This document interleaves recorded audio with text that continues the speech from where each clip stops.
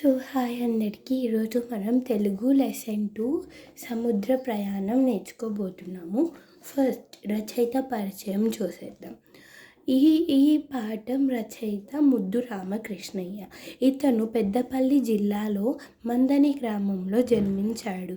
వీరి తండ్రి ముద్దు రాజన్న, తల్లి ముద్దు అమ్మాయి.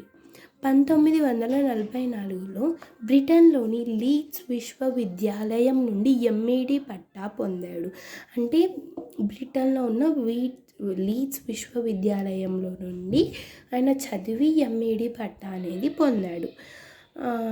నెక్స్ట్ 1951-58 మధ్య కాలంలో ఏసియా, ఆస్ట్రేలియా, యూరప్, అమెరికా ఖండాలలో ఇతను తిరిగి అక్కడి దేశపు విద్యా విధానాలను అతను అలవాటు చేసుకొని మన దేశానికి వచ్చి ఎన్నో సంస్కరణలు మన విద్యారంగంలో తెచ్చాడు. అవి నేటికి ఆదర్శప్రాయాలైనాయి. సమయ పాలనకు ఈయన పెట్టిందే పేరు, అంటే టైం డీసెన్స్కు ఈయన పెట్టిందే పేరు. నిరక్షరాస్యత నిర్మూలన కోసం ఈచ్ వన్ ఉద్యమాన్ని చివరి వరకు చరమంకం చేసిన వరకు కొనసాగించిన గొప్ప విద్యావేత్త. ఇది కవి పరిచయం. లెసన్లోకి వెళ్ళిపోదాం. మనం లెసన్లోకి వచ్చేస్తే పడవ అనేది యునైటెడ్ కింగ్డమ్ నుంచి బయలుదేరింది. అదేంటి, ఆ కాలం ఏంటి, రెండవ ప్రపంచ యుద్ధ కాలం అన్నమాట. అది యుద్ధం ఎప్పుడు 1939లో స్టార్ట్ అయితే ఇది ముద్దు రామకృష్ణయ్య వెళ్ళింది ఎప్పుడు, సెప్టెంబర్ 8, 1944లో ఇతను వెళ్ళాడు. వెళ్తే అంటే 6 years వరకు ఆ యుద్ధం, రెండవ ప్రపంచ యుద్ధం అది ఇంకా కంటిన్యూ అవుతూనే ఉందన్నమాట.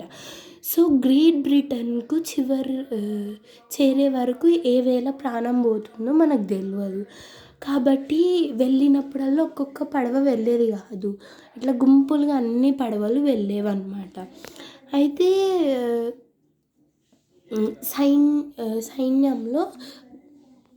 సైన్యపు బందోబస్తులలో చాలా నౌకలు, కాన్వాలు వెళ్ళేవి.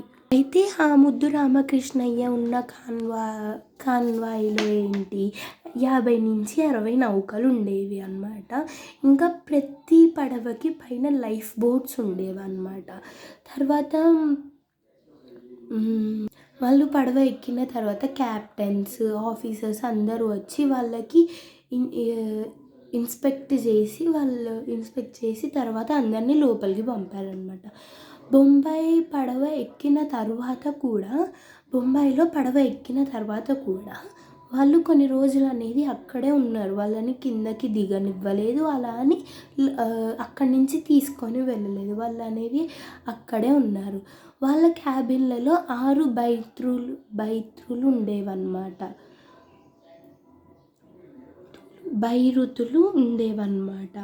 వాళ్ళ పడవలో అటెండెన్స్ ఉంటారు కదా, వాళ్ళు భారతీయులు అంట. వాళ్ళు ఉండే డెక్ వేరు, వాళ్ళు తినే డెక్ కూడా వేరు అన్నమాట. పడవ చిన్నది కాదు, అలాని పెద్దది కాదు.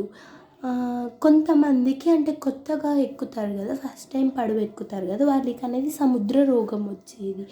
సముద్రము ప్రశాంతంగా ఉంటే ఆ జబ్బులు రాదు. ఎప్పుడైతే ఇట్లా డిస్టర్బెన్స్ ఉంటుందో అప్పుడు వస్తాయన్నమాట.